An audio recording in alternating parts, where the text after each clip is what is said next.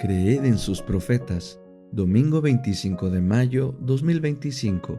Génesis 39.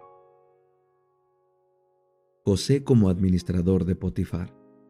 Llevado José a Egipto, Potifar, un hombre egipcio, funcionario del faraón y capitán de la guardia, lo compró de mano de los ismaelitas que lo habían llevado allá. Pero el Señor estuvo con José y el hombre tuvo éxito. Él estaba en la casa de su señor el egipcio, quien vio que el Señor estaba con él y que todo lo que él hacía, el Señor lo hacía prosperar en su mano. Así halló José gracia ante los ojos de Potifar y le servía. Potifar le puso a cargo de su casa y entregó en su poder todo lo que tenía. Y sucedió que desde que lo puso a cargo de su casa y de todo lo que tenía, el Señor bendijo la casa del egipcio por causa de José. Y la bendición del Señor estaba sobre todo lo que tenía, tanto en la casa como en el campo. Él dejó todo lo que tenía en mano de José, y teniéndolo a él no se preocupaba de nada, excepto del pan que comía. La mujer de Potifar calumnia a José. José era de bella presencia y de hermoso semblante, y sucedió después de estas cosas que la mujer de su señor puso sus ojos en José y le dijo: «Acuéstate conmigo». Él rehusó y dijo a la mujer de su señor: «He aquí que mi señor, teniéndome a mí, no se preocupa de nada de cuanto hay en la casa. Ha puesto en mis manos todo cuanto tiene. No hay otro superior a mí en esta casa, y ninguna cosa se ha reservado sino a ti, porque eres su mujer. ¿Cómo pues haría yo esta gran maldad y pecaría contra Dios?». Sucedió que ella insistía a José día tras día, pero éste no le hacía caso para acostarse con ella ni para estar con ella. Y sucedió que él entró un día en la casa para hacer su trabajo, y ninguno de los hombres de la casa estaba allí en casa. Entonces ella lo agarró por su manto diciendo: «Acuéstate conmigo». Pero él dejó su manto en las manos de ella, se escapó y salió huyendo.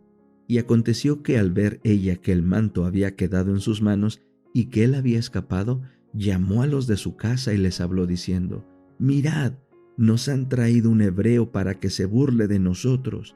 Vino a mí para acostarse conmigo, pero yo grité a gran voz. Y él, viendo que yo alzaba la voz y gritaba, dejó a mi lado su manto, se escapó y salió huyendo». Ella puso junto a sí el manto de José hasta que su señor volvió a casa. Entonces ella le repitió a él las mismas palabras diciendo: «El esclavo hebreo que nos trajiste vino a mí para burlarse de mí, pero cuando yo alcé la voz y grité, él dejó su manto a mi lado y escapó». José es metido en la cárcel. Sucedió que cuando su señor oyó las palabras que le hablaba su mujer, diciendo: «Así me ha tratado tu esclavo», se encendió su furor. Tomó su señor a José y lo metió en la cárcel, en el lugar donde estaban los presos del rey, y José se quedó allí en la cárcel. Pero el Señor estaba con José, le extendió su misericordia y le dio gracia ante los ojos del encargado de la cárcel. El encargado de la cárcel entregó en manos de José a todos los presos que había en la cárcel, y todo lo que hacían allí, José lo dirigía. El encargado de la cárcel no se preocupaba de nada de lo que estaba en sus manos, porque el Señor estaba con José. Lo que él hacía, el Señor lo prosperaba. Patriarcas y Profetas, capítulo 7, el diluvio. Este capítulo está basado en Génesis 6 y Génesis 7. En los días de Noé pesaba sobre la tierra una doble maldición, como consecuencia de la transgresión de Adán y del asesinato cometido por Caín. No obstante esta circunstancia, la faz de la naturaleza no había cambiado mucho.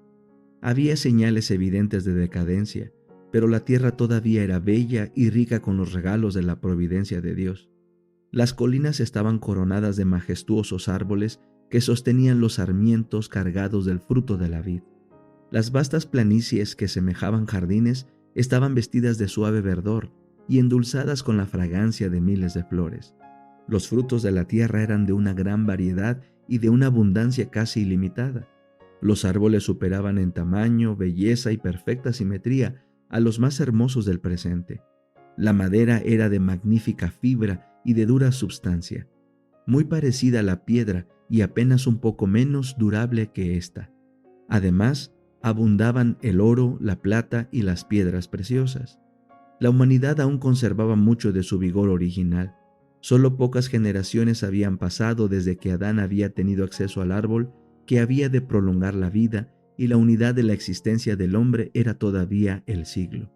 Si aquellas personas dotadas de longevidad hubieran dedicado al servicio de Dios sus excepcionales facultades para hacer planes y ejecutarlos, habrían hecho del nombre de su Creador un motivo de alabanza en la tierra, y habrían cumplido el motivo por el cual Él les dio la vida.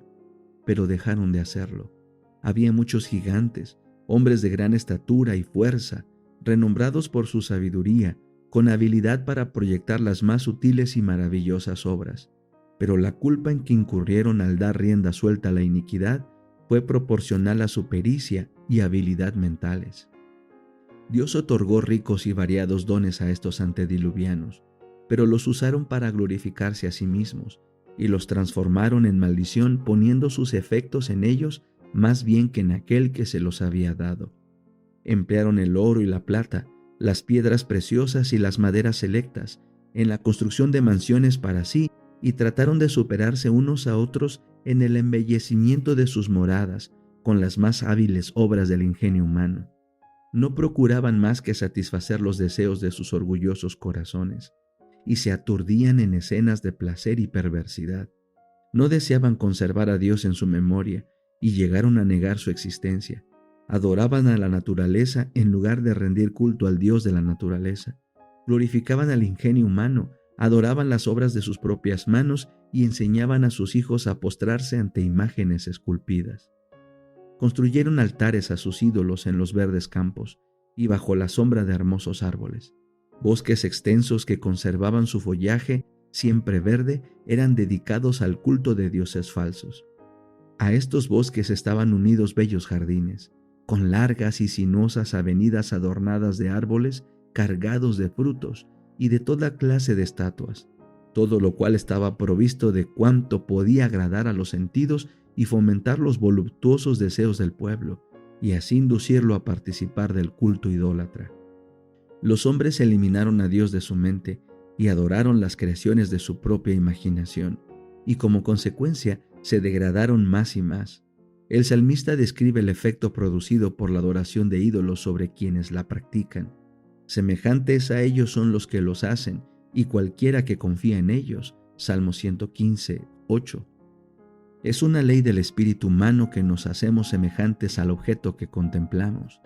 El hombre no se elevará más allá de sus conceptos acerca de la verdad, la pureza y la santidad.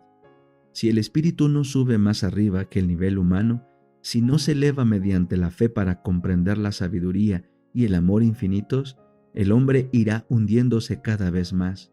Los adoradores de falsos dioses revestían a sus deidades de cualidades y pasiones humanas y rebajaban así sus normas de carácter a la semejanza de la humanidad pecaminosa. Como resultado lógico, se corrompieron.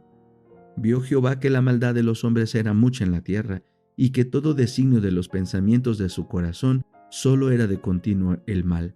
La tierra se corrompió delante de Dios, y estaba la tierra llena de violencia. Génesis 6, 5 y 11. Dios había dado a los hombres sus mandamientos como norma de vida, pero su ley fue quebrantada, y como resultado cometieron todos los pecados concebibles. La impiedad de los hombres era manifiesta y osada. La justicia quedó pisoteada en el polvo, y las lamentaciones de los oprimidos ascendieron hasta el cielo. La poligamia había sido introducida desde temprano contra la divina voluntad manifestada en el principio. El Señor dio a Adán una mujer, revelando así sus órdenes, pero después de la caída, los hombres prefirieron seguir sus deseos pecaminosos, y como resultado aumentaron rápidamente los delitos y la desgracia. No se respetaba el vínculo matrimonial ni los derechos de propiedad. Cualquiera que codiciaba las mujeres o los bienes de su prójimo los tomaba por la fuerza, y los hombres se regocijaban en sus hechos de violencia. Gozaban matando los animales, y el consumo de la carne como alimento los volvía aún más crueles y sedientos de sangre, hasta que llegaron a considerar la vida humana con sorprendente indiferencia.